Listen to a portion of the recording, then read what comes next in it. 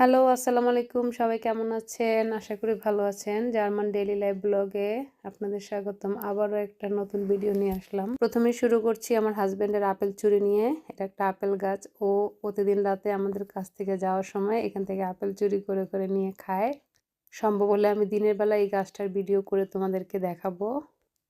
তারপরে বলছি ডাক্তারের হিস্টোরি। আজকে মানডে, যেহেতু আমার ছুটি। আর আগেই বলেছি এখানে ডাক্তারের অ্যাপয়েন্টমেন্ট পাইতে অনেক দেরি হয়। আমারও অ্যাপয়েন্টমেন্ট পাইতে দেরি হয়েছিল। আজকে আমার অ্যাপয়েন্টমেন্ট ছিল ডাক্তারের। এখান থেকে যাইতে আমাদের বেশি সময় লাগে না, ৩-৪ মিনিট লেগেছে। সরি, ভিতরের কোনো পরিবেশের ভিডিও দিতে পারি নাই, কারণ অনেক মানুষ ছিল তো, ভিডিও করলে যদি মাইন্ড করে সেজন্য আর করি নাই। ২ ঘন্টা লেট করে ডাক্তার দেখালাম।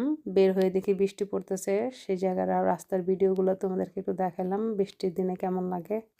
আর এ হচ্ছে সেই গাছের ভিডিও যেখান থেকে আমার হাজব্যান্ড প্রতিদিন আপেল চুরি করে করে খায়। দিনে খায় না, রাত্রে। ও হচ্ছে বাসায় যাওয়ার সময় এখান থেকে একটা করে নিয়ে যায়, ২টা করে নিয়ে যায়, খেতে খেতে যায় আর কি রাস্তা দিয়ে। এটা জাস্ট ফর ফান। আর এই গাছগুলো এমনিতে হয়ে থাকে তো, তারা খায়ও না, সেজন্য আমরাই মাঝে মাঝে একটু খাই। যাই হোক, আজকে যেহেতু বৃষ্টির দিন, একটু ছুটি আছে আমাদের আজকের দিনটাই, তাই আজকে চিন্তা করলাম শর্টকাটে কি রান্না করা যায়। তাই খিচুড়ি রান্না করলাম আর সাথে মাছ ভাজা। এটাকে এই দেশের পাঙ্গাস মাছের মতোই বলে, ইলিশ মাছের মতোই ঘ্রাণ আসে, কিন্তু এটা পাঙ্গাস মাছ। এটাকে আরবিতে তারা আর কি টুনফিশের মতোই বলে।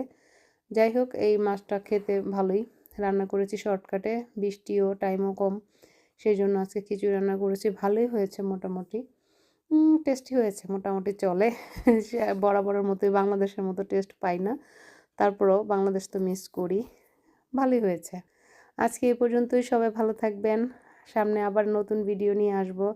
আশা করি সাথে থাকবেন। আসসালামু আলাইকুম। আল্লাহ হাফেজ।